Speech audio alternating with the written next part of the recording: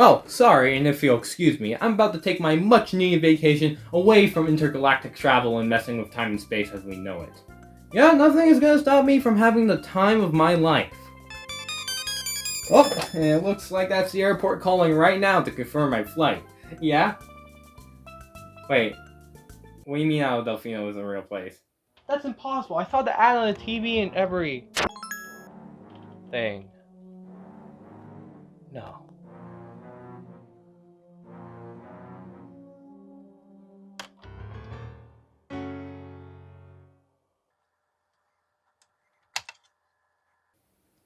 Yeah, I probably should have seen this coming. You see, I was a 2000 boy, flaws and all. That meant for most of my life, I grew up with The Cube and Gimmick Fest 2006. But mainly the GameCube. Things were simpler back then. Wind Waker was apparently the worst Zelda game, Mario Kart Double Dash was the king of multiplayer, Sonic was my favorite, and Mario had a water jetpack super soaker. Yeah, Sunshine was definitely a game that was rough around the edges, and I mean rough, like really rough, like get the sand already, we got some watermelon smooth. But it was also the GameCube game that eluded me the most. It was the mystery game of my childhood, the one I didn't own, but associated with one word every time I got to play it. Fun. Even watching my older brother play was enthralling as I was completely absorbed into this world in front of me. So you better believe when I saw Sunshine for $50, case and manual included, that I bought it quicker than Bowser could kidnap Peach. Finally, it was in my grasp to play after all these years of being Sunshine-less. And it took me 2 years to beat it. I've always wanted to talk about this game, and now I finally have the chance without having to squint my eyes to see it. And I know what you're thinking. Just emulate it. Well... yeah, sure. So, the 3D All-Stars version it is. Widescreen, upscaled, and original pre-rendered cutscenes. Let the tropical vacation begin. Super Mario Sunshine!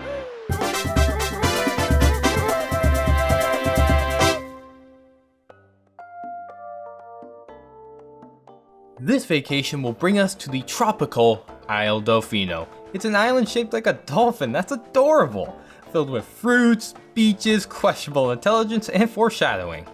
Everything is fine and dandy until...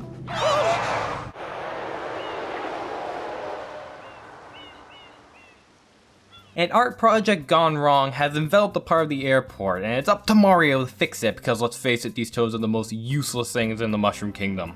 Just gotta take a look around the airport and... Power up complete. the entire gameplay hinges on one mechanic. Water. Anything you do in this game will involve water. Platforming, water. Defeating enemies, water. Cleaning up an island's worth of pollution with nothing but water. Mario will have to do all this with the most gimped version of a Nerf Super Soaker strapped onto his back. Flood, the Flash Liquidizer Ultra Dowsing device. A water gun.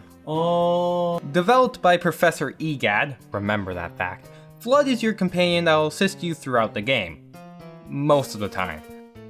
And since the game is so hyper-focused around the mechanic of spraying and using water for movement, the crunchy, crisp platforming challenges have all since evaporated as Flood acts as a literal crutch to the gameplay. Made a wrong jump because you're a complete stupid idiot? No problem, jetpack. This game is going to make it or break it depending on how much you like using Flood and the general movement of the game. Fortunately, I love using Flood in this game. While the regular nozzle is fine as you spray your surroundings, the hover nozzle is absolutely genius by letting Mario gain height or distance when using it, because with the right skill, you can pull off some crazy stuff with the hover nozzle. Not to mention the unlockable rocket and turbo nozzle. One sends you sky high and the other gives Sonic a run for his money. These are great.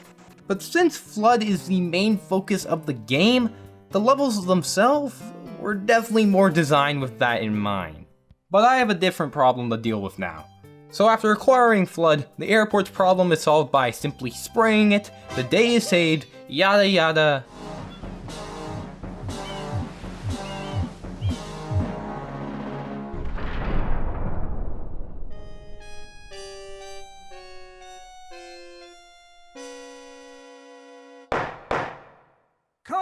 is now in session. Mario gets arrested. I'm sure there's a speedrunning category for this. And instead of a bailout from the richest person in the Mushroom Kingdom, who is also your attorney and will even mention a strange looking figure in the commercial or at the airport, instead, I judge the defendant guilty as charged. I hereby order the defendant to clean this entire island. Until Isle Delfino is completely free of his vile handiwork, Mario shall not be allowed to leave. Court adjourned. That's just great. Mario is sent to prison. What? Okay, so how did we get here, you may ask? So to summarize, the star from the airport is called a Shine Sprite, and Shine Sprites plus Shine Gate, the giant tower in the middle of Delfino Isle, equals light.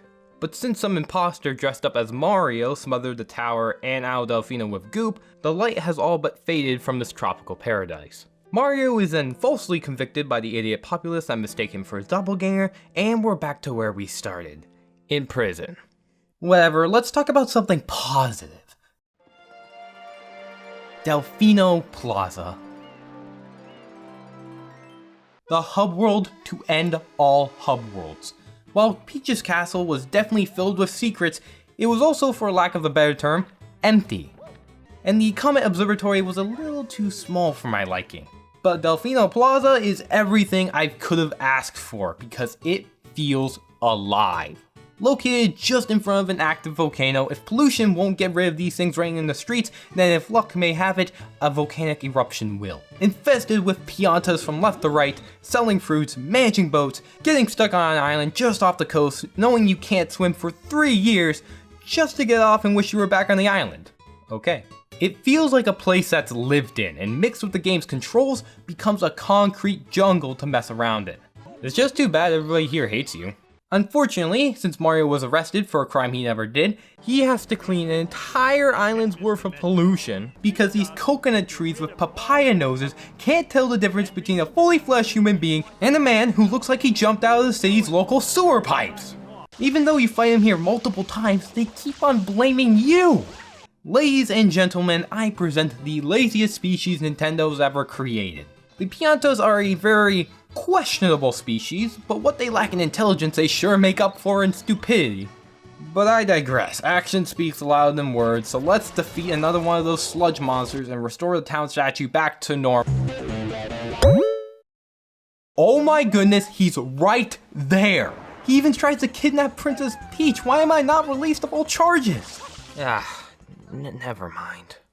Now we have to chase this Shadow Mario into a painting, and we're brought to the first world.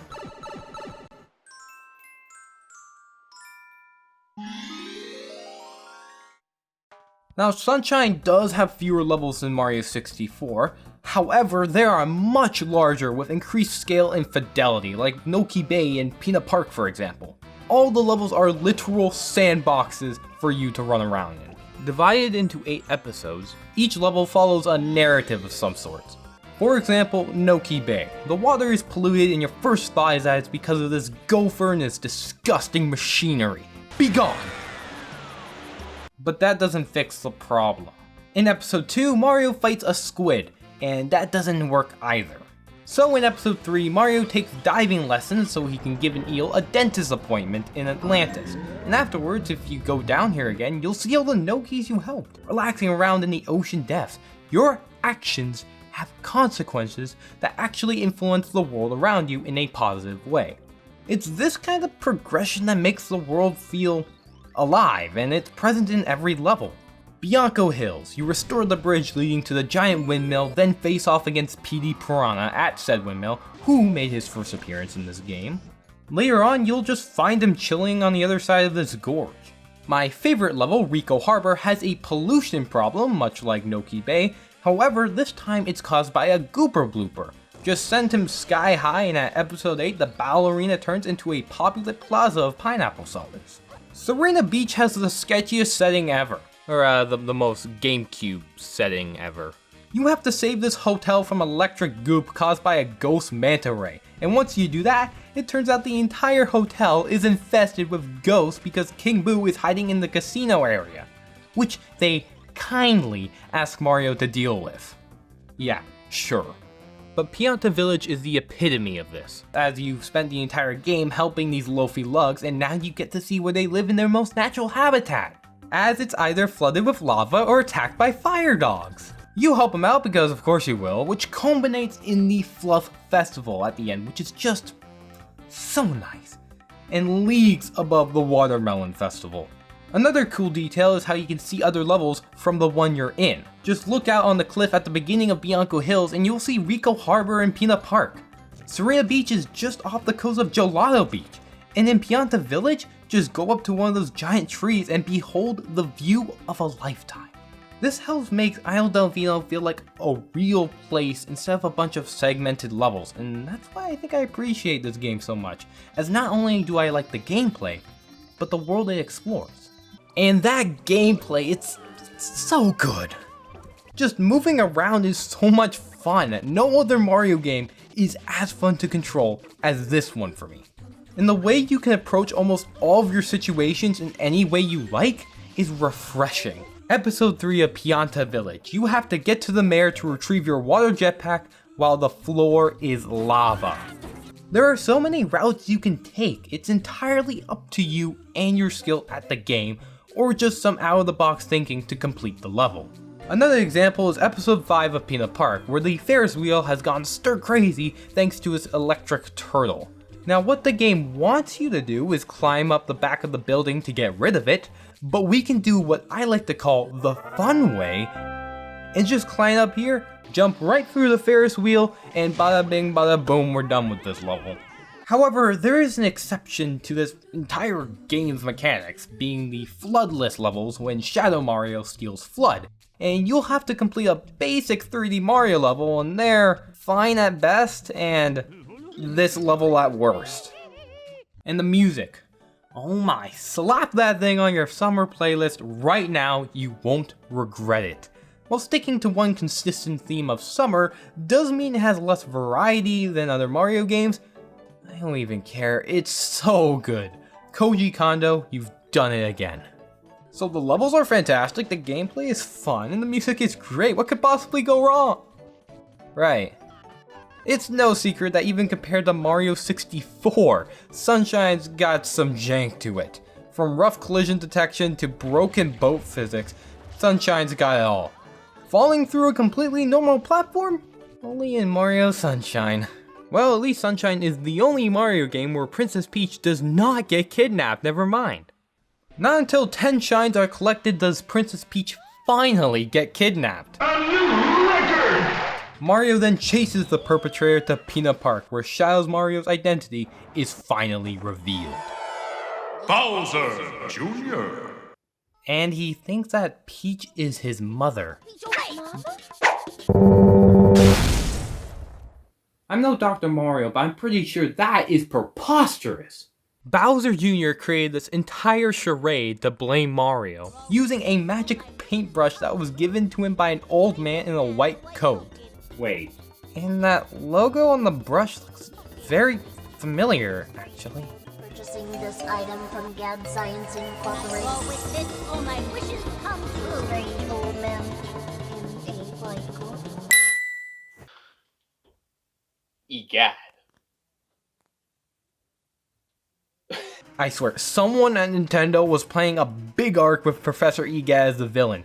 First, with his questionable appearance in Luigi's Mansion, literally stealing souls and turning them into paintings, and now providing both the problem and the solution to both sides while he just sits back and relaxes as the entire country goes into turmoil.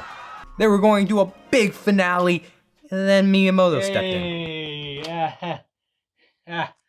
What you guys doing? What the heck is this?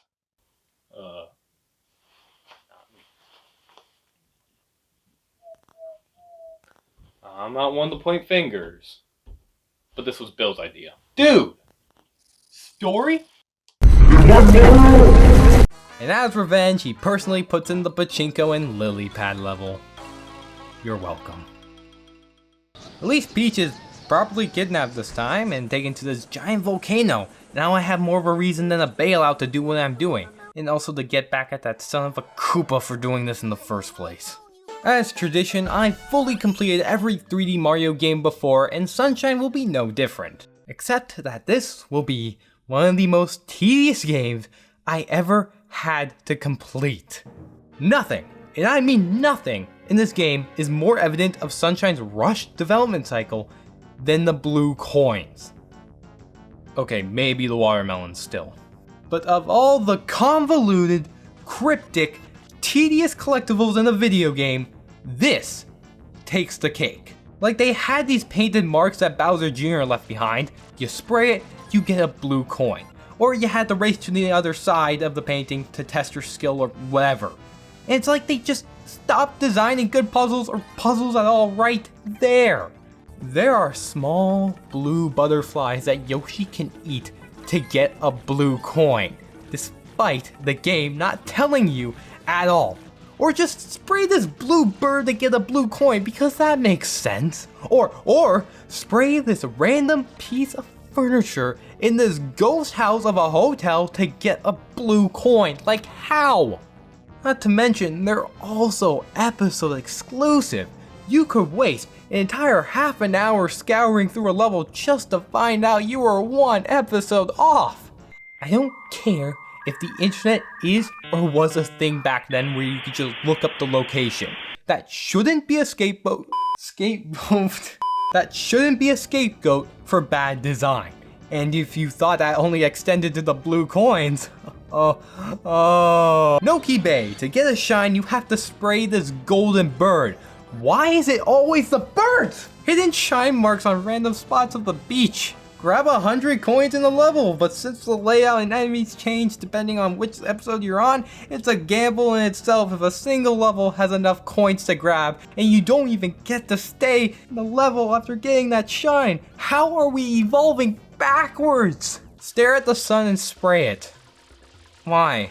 Even the floodless levels have an extra shine requiring you to play through them again. At least you have flood this time. But the special stages in Delfino Plaza are agony incarnated. This lily pad level makes me wake up in a cold sweat in the middle of the night. Lily pads! It doesn't help that getting to the lily pad level is a migraine in itself, so I resort to using a glitch to make Yoshi breathe underwater. One of the few times I'm actually glad this game is broken. And then we get to Pachinko, a gamble for your life as you try to maneuver Mario in the air with all the grace of a swan with 2 broken wings and a water bottle taped to its back. I could go on. The legendary Sandbird, roller coaster balloons, manta rays, watermelons. Oh, and I can't forget about the shine sprites in Delfino Plaza that make up 1/3 of the total shine count. Sometimes just sitting in plain sight or held by a resident Pianta themselves. What do you even need Mario for at that point when all of your grubby, disgusting, slimy fingers are holding most of the shine sprites already? Oh yeah, because all you are too lazy to do the work yourself. So you just shift the blame and hope it works, and it did work. Why did I do all this? For what? A postcard? Yes. You know what? Forget it. I'm done. I got all the blue coins, traded into that stupid Tanuki. Now I have 120 shines. Finally. Now I can actually play the game. By the end of it, the entirety of Delfino Plaza has been flooded, and the only level left is Corona Mountain. The only level you can see from every part of the game. This is hell. Like literally, fiery pits and everything. It's everything bad about this game wrapped into one gauntlet of a level. Broken physics, yes. The unfair death trap that is lava, also yes. Hitboxes? I think I hate this game. Not to mention 8, yes, 8, count them, blue coins are located here over a fiery pit of death. Just under my suffering already. Oh yeah, I already did. All to climb to the top of the volcano to catch Bowser bathing. Mario! How dare you disturb my family vacation? Yeah, this final fight is less against Bowser and more against the game's collision detection. Just rocket ground pound all 5 sides and...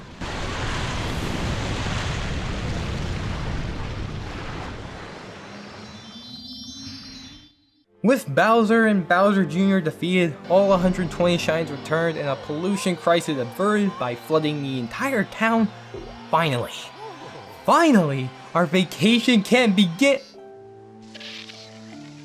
Oh. Mario, was I assist? No. No! No! No!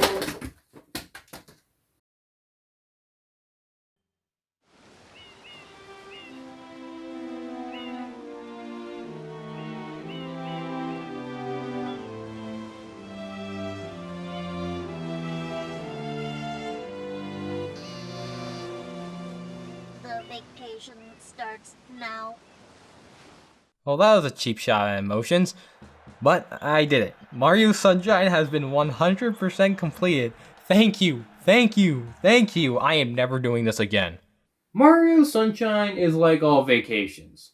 You go in expecting a nice, relaxing time, and just a bunch of garbage out of your control comes to ruin it. Comparing it to any other first-party Nintendo games at the time, and for a company that prides itself on making quality games, Sunshine just falls below the bar of quality of Nintendo games in general.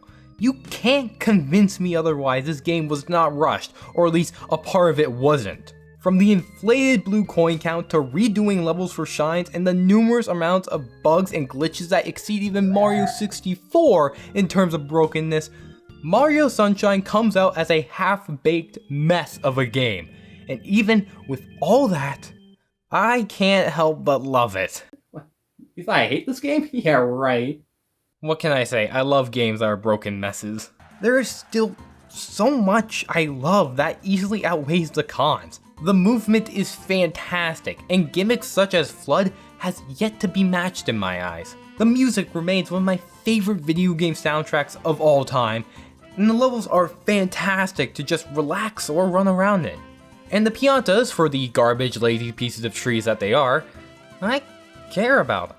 They feel real. In fact, Isle Delfino as a whole feels real. No other Mario game before or after has created a cohesive world the way Sunshine did. Despite the fact that Odyssey has you literally traveling around the world, it never felt as real as this game did. Like I said, Mario Sunshine is a steaming hot watermelon festival mess of a game, but at its core, for at least what it does right, Mario Sunshine remains as my favorite 3D Mario game of all time because at the end of the day, it was a nice relaxing vacation from the 3D Mario formula, and to me, it was all the better for it. Well, despite not getting the vacation I wanted, I still had a great time. And hey, I finally completed all the 3D Mario games that exist, so at least I accomplished something in the past few months. But considering how long this took, I think it's just better if I got back to making stuff, well, consistently, so that's a wrap on the 3D Mario game, at least for now.